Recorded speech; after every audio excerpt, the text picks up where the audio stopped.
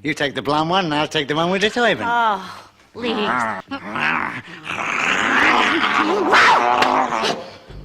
Stop that!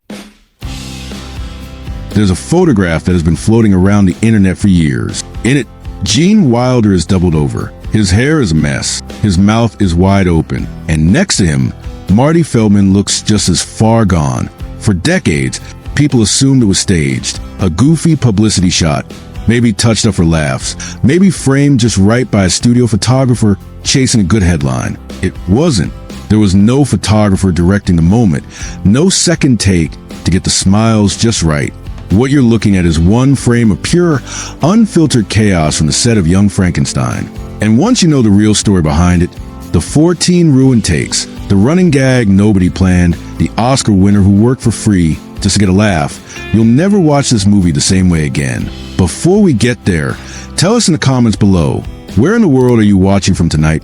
And how many times have you seen this film? Black and white was already a strange choice for 1974. Comedies were supposed to be bright, loud, colorful, built for the drive-in crowd. Mel Brooks wanted the opposite. He wanted a movie that looked like it had crawled straight out of the 1930s, fog and shadows included, a loving copy of the old Universal horror pictures rather than a cheap parody of them. Studios weren't thrilled about the idea at first. One major studio actually turned the project down before 20th Century Fox agreed to take a chance on it. What nobody involved could have predicted was that the set itself would turn into one of the most joyful, undisciplined, laughter-soaked productions in Hollywood history. Actors couldn't finish lines, directors couldn't call cut, and somewhere in the middle of all that mess, magic kept slipping through, take after take, almost by accident. Igor's hump moves, left shoulder, then right shoulder, then back again, scene after scene, all the way through the film. Most viewers never even notice. The ones who do usually assume it's a clever visual gag written into the script from day one, planned out carefully on paper before a single camera ever rolled. It wasn't. Marty Feldman started shifting the hump around on his own, quietly, just to see if anybody on set would catch it. Days went by. Nobody said a word. Then Gene Wilder finally noticed, and the reaction on his face was so genuine, so completely unguarded, that Brooks decided to write the moment directly into the film. That's why Frederick stops mid-scene and asks Igor if the hump used to be on the other side. Igor's two-word answer became one of the most quoted lines in comedy history. But here's the part most fans still don't know. That reply wasn't in the original draft either. Feldman is often credited with delivering the funniest single line in the entire film, and it happened almost by accident. The script called for Frederick to politely offer his surgical help with Igor's hump, a fairly ordinary line meant to move the scene along. Feldman was supposed to respond with something scripted and simple in return. Instead, in the moment, with the cameras already rolling, he shot back with a flat, two-word denial that there was any hump there at all. The room went quiet for a beat. Then it fell apart completely. Brooks loved the reaction so much that he kept the take exactly as filmed. No reshoot, no polish, no second attempt at something more proper. It's a strange thing to sit with. One of comedy's most iconic exchanges almost didn't exist on paper at all. It existed because one actor decided, in a split second, to lie directly to his own director's face on camera. Not every legendary laugh came from the stars, either. Sometimes a single guest appearance quietly stole the whole shoot. Gene Hackman had just won an Academy Award for Best Actor. He was red hot, one of the most respected dramatic actors working in America, fresh off a career-defining role in a gritty crime thriller. For some reason, he wanted in on this ridiculous little horror parody more than almost anything else being offered to him. Wilder, who played tennis with him on weekends, mentioned the project almost as a passing joke over a game. Hackman didn't hesitate for a second. He told Wilder he was desperate to try comedy, and he asked for a role essentially for free. No big fee, no conditions attached. Wilder gave him the Blind Hermit, a character so buried under a beard and thick makeup that most audiences in 1974 didn't even recognize the Oscar winner underneath until credits rolled. During filming, Hackman went off script with a single improvised line about wanting to make espresso.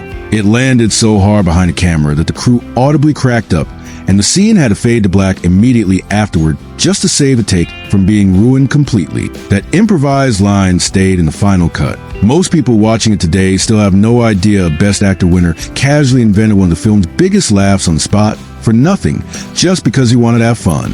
that wasn't the only time laughter nearly destroyed a scene completely. Cloris Leachman played Frau Blooper with an icy, deadpan seriousness that made her genuinely unsettling in every single frame. Off-screen, it was a different story entirely. There was one staircase scene where her character had to turn dramatically toward Wilder and deliver a stern warning about staying close to the candles as they moved through the dark. The first time she turned around mid-take and caught sight of his face, something in him broke completely. Wilder was already gone, laughing so hard that his expression had split in two as she described it herself decades later in interviews. They filmed that single, fairly simple moment 14 separate times. 14. Not because the scene was technically difficult, and not because anyone forgot their lines, purely because Wilder could not hold himself together long enough to get through it cleanly. Leachman said it plainly years afterward. He ruined every single take, and nobody on set seemed to mind one bit. If anything, they welcomed it. Here's where the story gets even stranger. That same character's name became the center of one of the film's most famous running jokes, and to this day, almost nobody agrees on why. Every single time Frau Blooper's name is spoken out loud in the film, horses somewhere nearby let out a terrified, ear-splitting neigh, completely unexplained on screen. It happens constantly throughout the movie, dozens of times, and the joke never once gets a formal punchline or explanation. Fans have spent 50 years arguing about the meaning behind it. The most popular theory claims her name sounds close to a German word connected to glue, which would explain exactly why horses might react in pure horror at the mention of it. Brooks has hinted at that explanation in interviews over the decades, without ever fully confirming it outright, seemingly enjoying the mystery a little too much to just give it away. What's clear is that the gag became something the entire crew leaned into harder and harder as filming went on, cranking the horse reaction louder and more dramatic with each new mention throughout the shoot. A joke that likely started small snowballed into one of the most recognizable running bits in comedy history. And it still splits audiences into two camps, the ones who already know the glue theory by heart, and the ones hearing it for the very first time right now, tonight. If you're enjoying these deep cuts from a set that clearly couldn't stop laughing at itself, go ahead and hit subscribe now. There's a lot more of this story still ahead, including the line Brooks almost cut entirely, the props borrowed from a nearly forgotten legend, and a single photograph that finally answers our title. Few lines from this entire film traveled further than one simple piece of advice about walking a certain way. It's strange to think Mel Brooks nearly cut it from the movie completely during editing. He thought the joke felt too obvious, maybe even a little corny for a film this sharp and this carefully constructed everywhere else. Wilder has said in later interviews that Brooks added a bit on the spot during filming, borrowed loosely from an old vaudeville-style routine involving talcum powder from decades earlier. Feldman told a slightly different version of events in his own memoir, published after his death, claiming he started the physical bit spontaneously just to get a laugh out of his co-stars between takes, with Brooks insisting afterward that it stay in the film no matter what anyone else thought about it. Either way, when the finished film was tested in front of real paying audiences, that exact scene brought the house down harder than almost anything else in the movie. Brooks kept it in without hesitation, trusting that audience reaction over his own earlier doubts. Years later, a rock band sitting in a darkened movie theater would hear that exact phrase on screen and walk out with the title for one of their biggest songs of the decade. Most fans have absolutely no idea that a joke Brooks nearly deleted from his own film went on to inspire a rock anthem that still plays on the radio today, decades after the fact. Not every unscripted moment came from word. Some came from a body that simply refused to cooperate on command, no matter how many times the cameras rolled. Peter Boyle had to bring the monster to life during one of the film's biggest set pieces, a full musical number so absurd on paper that Brooks initially wanted no part of it whatsoever. Wilder fought hard to keep the sequence in the film, convinced that watching Frankenstein's monster stumble awkwardly through a tuxedo Broadway-style dance routine would elevate the entire comedy into something genuinely unforgettable. He turned out to be completely right, but there was a problem nobody had actually solved before the cameras started rolling that day. Nobody truly knew what the monster was supposed to say out loud when the song's biggest line finally arrived. Boyle had to make a split-second decision in the moment, improvising on the spot, and what came out was a garbled, strained, half-shouted version of the lyric that sounded almost nothing like the real words on the page. It felt perfectly right the second everyone on set heard it out loud. That exact take, imperfect and strange and entirely improvised, became the version audiences have adored for over 50 years now. Some scenes weren't broken by acting choices at all. They were broken by a fur accessory that simply refused to behave in front of the camera. There's a brief moment where Igor gets a little too close to Elizabeth for a rap, and what should have been a quick, simple sight gag turned into one of the hardest sequences to shoot in the entire production. Feldman kept ending up with mouthfuls of loose fake fur, take after take. Every single attempt sent the rest of the cast into fits of uncontrollable laughter, breaking character again and again before the shot could even finish. Crew members have said this single scene needed more takes than almost anything else filmed for the movie, not because anyone forgot a line, but because nobody could stop laughing long enough to get through it cleanly from start to finish. It's a tiny moment in the finished film, barely a few seconds long on screen. Behind the scenes, it may have taken longer to capture properly than several major sequences elsewhere in the movie combined. The story of this film didn't start on this set at all, though. It started over coffee, months earlier, on a completely different movie entirely. Wilder had an idea rattling around in his head about revisiting the Frankenstein story from a fresh angle, except this time with a happy ending instead of a tragedy. He mentioned the concept to Brooks fairly casually while the two of them were working together on an entirely separate project, another comedy that was keeping them both busy at the time. Brooks barely reacted to it first, showing little real interest in the pitch. Wilder let the idea go for a while. Then, weeks later, sitting together during a break in filming, Wilder brought it up again, this time explaining the real hook underneath it all, a grandson desperate to escape his own family's terrifying legacy. Something in that version clicked instantly for Brooks. He agreed almost on the spot, and the two of them started writing together during their off hours after each day's work was done, revising scene after scene late into the evening until they were both finally satisfied. As a small, almost symbolic gesture to seal the deal between them, Brooks reportedly handed Wilder a modest sum of cash right then and there, treating it like a playful down payment on their new partnership. That tiny, almost silly moment quietly became the unofficial beginning of one of the most beloved comedies ever put on film. Now here's something most casual fans still have completely backwards. Terry Gard didn't walk into her audition expecting to land the role of Inga at all. She originally tried out for Elizabeth, the glamorous, dramatic fiancé role that eventually went to Madeline Kahn instead. Brooks was already firmly committed to working with Kahn again after their previous collaboration together on an earlier film, so that part was never really in question. But Gar's audition impressed him enough that he didn't want to simply let her walk away empty-handed. Instead of turning her down completely, he offered her the role of Inga right there on the spot, reshaping the part slightly around what she brought to the room. It's strange to imagine the film any other way today. Gar's natural warmth and impeccable comic timing became such a perfect match for that character that it's nearly impossible now to picture anyone else in the role at all. Sometimes the best casting decisions in film history happen almost by accident, born out of a rejected audition that quietly turned into something better than anyone had originally planned for. Wilder made one unusual request before filming ever began, and it says a lot about how carefully this whole project was handled. Brooks had appeared in front of the camera in nearly everything he directed up to that point, sometimes in multiple roles within the same movie. Wilder asked him to sit this one out entirely and stay behind the camera instead. When Brooks pushed back and asked why, Wilder explained that he didn't want even a single minute of his director's attention split between performing and directing at the same time. It was a bold thing to ask of a filmmaker who loved being in front of the lens almost as much as behind it. Brooks agreed. He never appears on screen in Young Frankenstein, a small, easily overlooked decision that arguably let him focus completely on shaping every joke, every camera angle, and every ounce of that vintage black and white atmosphere without distraction. Even the equipment on set carried its own hidden history, connecting this film directly back to the movies it was lovingly poking fun at.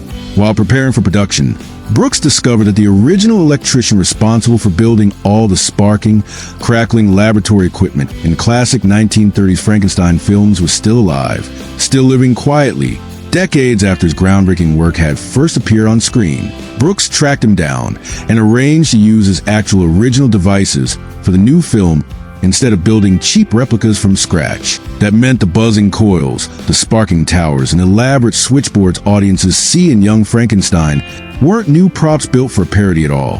They were the genuine, well-worn machines from the source material itself, decades old and still functioning, quietly plugged back into service for one more legendary production. The castle set told its own story too, one built almost entirely from atmosphere and scale. Production designers built a massive stone structure meant to feel damp, ancient, and vaguely alive, stretching across an enormous soundstage and towering well above the actors below. Reports from production describe a footprint of roughly 15,000 square feet, rising 35 feet into the rafters of the soundstage, engineered to look permanently soaked in mist even under studio lights. Walking onto that set reportedly felt less like stepping into a movie prop, and more like stepping into an actual forgotten European estate, cobwebs and all. It gave every scene inside those walls a strange, lived-in believability that helped sell the comedy even harder, because the world around the jokes never once looked like it was joking around. That contrast, a genuinely eerie set filled with genuinely unserious people, may be the secret ingredient that made the whole film work as well as it did.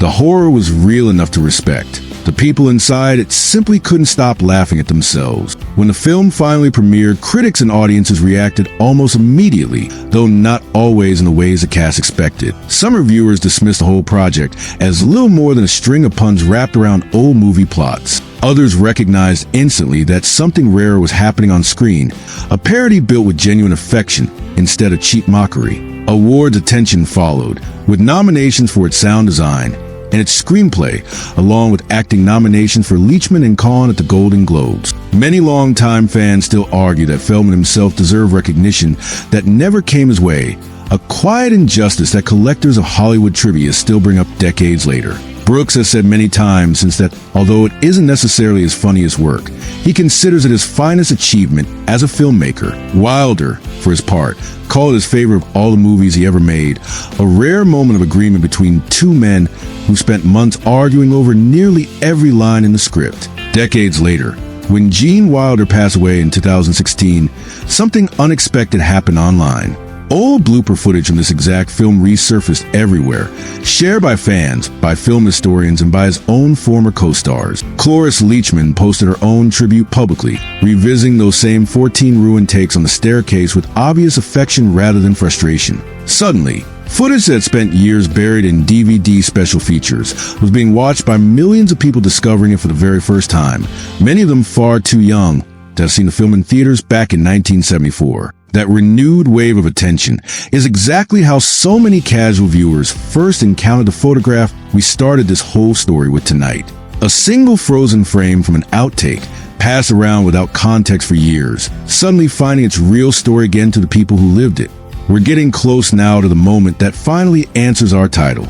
But first, one more story, because this one explains just how strange and genuinely joyful this entire production really was behind the scenes. According to people who worked closely with Wilder throughout filming, this was reportedly the happiest set he ever experienced across his entire career in movies. Scenes had to be res hot constantly, not because anything was technically going wrong on set, but because Wilder physically could not stop laughing long enough to finish a simple take from start to finish. Brooks later claimed that nobody working on the film truly wanted production to end. New scenes were reportedly developed and added just to keep everyone working together a little longer than originally planned. Sit with that for a second. A film crew apparently stretching out their own workload voluntarily, simply because nobody wanted the fun to actually stop.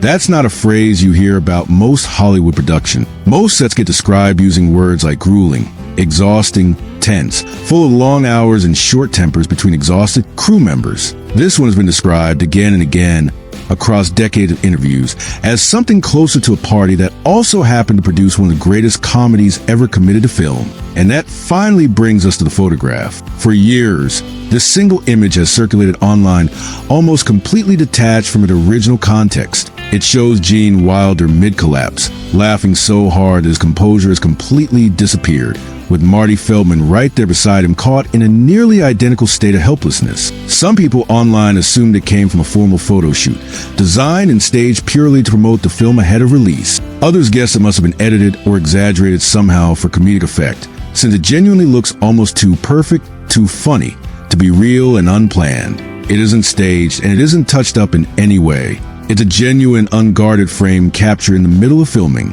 during one of the countless moments when Wilder simply lost a battle against his own laughter in front of a rolling camera. Given everything we now know about this production, the 14 retakes with Leachman on that staircase, the crew that reportedly invented brand new scenes just to keep working together a little longer, that photograph stops looking like some strange accident. It starts looking like a perfect, honest summary of the entire experience. A cast that genuinely couldn't stop cracking each other up, caught on film exactly as it happened in real time, with nothing added afterward and nothing quietly removed. That's the real answer behind this photo. Not a trick, not a clever edit. Just two brilliant performers who genuinely couldn't hold it together for one more second, caught on camera at exactly the right moment, in the middle of making one of the funniest movies ever put on film. It's easy to scroll past a photo like this online, laugh for a second, and move on without ever asking where it actually came from.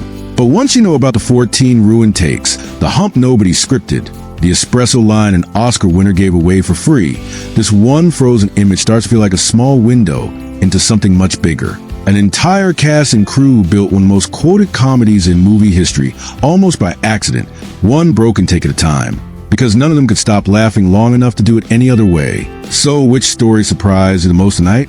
Was it the hump that Feldman kept moving for days before anyone finally noticed, or the 14 retakes with Cloris Leachman on that staircase, or the Oscar winner who improvised one perfect line for free? Maybe it was a rock band who unknowingly borrowed their biggest song title from a joke Brooks almost cut entirely, or the fact that Brooks himself never once appears on screen in his own favorite film. Let us know down in the comments below. We genuinely want to hear which one got you the most. And if stories like this are the kind of thing you enjoy, one more thing before you go. Think back to the very first photo we described tonight. Wilder and Feldman collapsed in laughter, caught mid-frame with nothing staged and nothing hidden. That single image is really this entire production in miniature. Go ahead and subscribe now, because there are plenty more forgotten set stories from Hollywood's golden age still waiting to be told, and we'd love to have you along for the next one.